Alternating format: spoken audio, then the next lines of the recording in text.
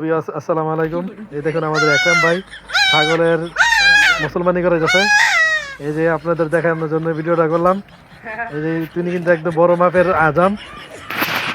তিনি ছাগল মানুষ মুসলমানি করে থাকেন সবসময়। এই যে দেখুন আমার ইউটিউবের ভালোবাসার বন্ধুরা, আপনারা আমার আইডিটা বেশি বেশি সাবস্ক্রাইব করবেন, যা দয়া করে লাল বাটনটা চাপ দিয়ে যাবেন যাতে একটু বেশি বেশি সাবস্ক্রাইব হয়।